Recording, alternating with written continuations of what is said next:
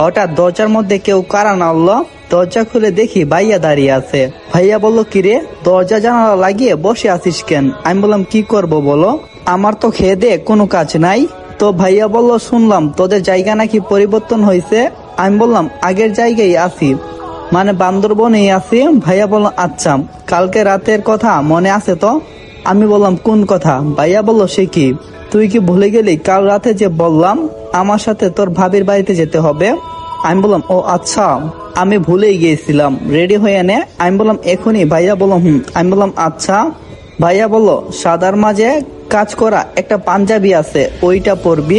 আমি বললাম, আচ্ছা পরবো। এখন যাও।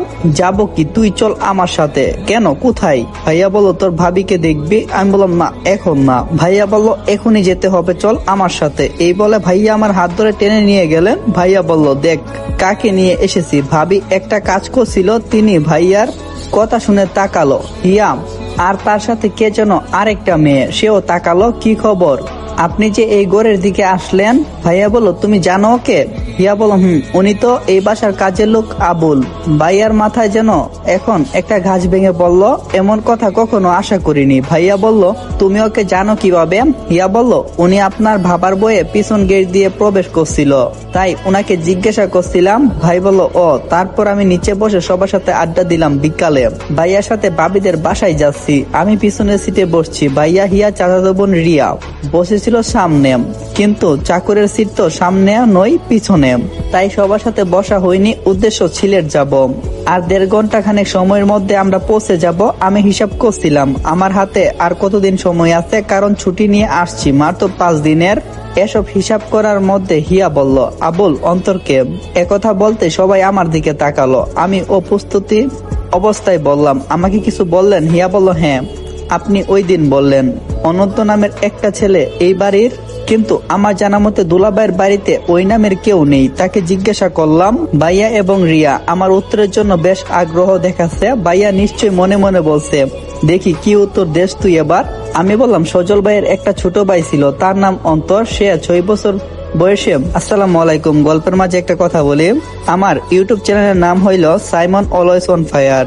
ইউটিউবে সার্চ করলে 8000 সাবস্ক্রাইবারের একটা চ্যানেল আপনার কাছে চলে আসবে। সেখানে আমি নিয়মিত গল্প আপ দিয়ে থাকি। আপনারা চাইলে গল্পটা আমি ইউটিউবে আনতে পারি। তো আর বেশি দেরি না কইরা গল্পটা কন্টিনিউ করি। আর হ্যাঁ, সবাই কিন্তু চ্যানেলটা সাবস্ক্রাইব করে দিও। আমি বললাম, ভাইয়ার ছোট ভাই ছোটবেলায় মারা যায়। হিয়া বলল, দুলাভাইয়ের যে একটা ভাই ছিল সে সম্পর্কে তো আমরা জানি না।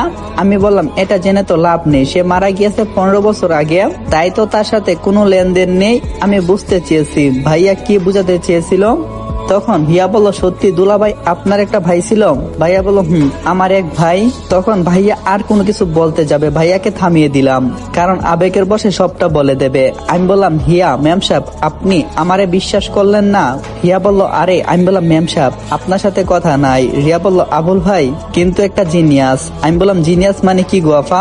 হিয়া বলল, তুমি জিনিয়াস মানে জানো না? কতটুকু লেখাপড়া করছো? আমি বললাম, ক্লাস 8 পর্যন্ত। হিয়া বলল, ক্লাস 8 পর্যন্ত পরেও তুমি জিনিয়াসের অর্থ জানো না? আমি বললাম, সব আমি আমার পুরা কপালের সাথে মিশাইয়া খাইয়া ফেলছি। রিয়া বলল, আবুল ভাই আপনি ডং করতে পারেন। আপামনি আমি আর কোনো কিছুই কমু না। আমি চুপ হয়ে গেলাম, কিন্তু